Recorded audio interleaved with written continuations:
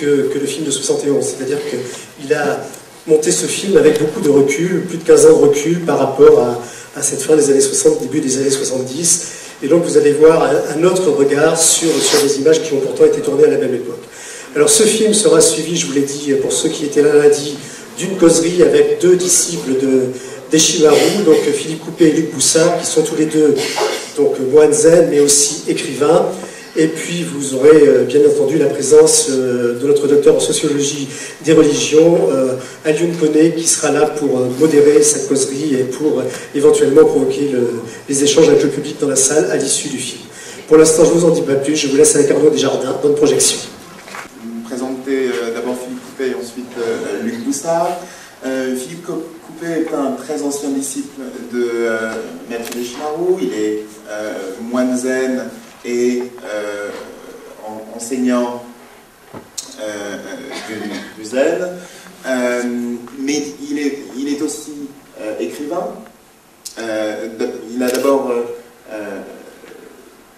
écrit des enseignements de Maître Deshimaru. La Voix de la Vallée était le premier, je crois, et Le Rugissement du Lion était le deuxième. Philippe Coupet est américain, et donc ces deux livres sont publiés d'abord en anglais, je crois, et ensuite traduits en français. Philippe Coupet a aussi publié des livres de son propre, de son enseignement, le plus récent étant Mon corps de lune. Mais il écrit aussi des textes plus personnels de fiction.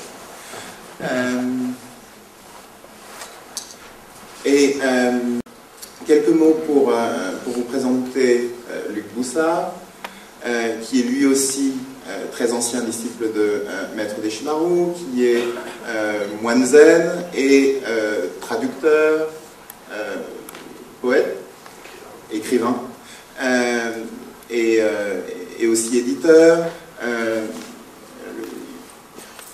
Donc, Luc Boussard, par exemple, vient de traduire et de publier Remède de cheval, qui est donc son dernier ouvrage en date, qui est justement un récit de fiction, mais qui décrit, je dirais, de l'intérieur le quotidien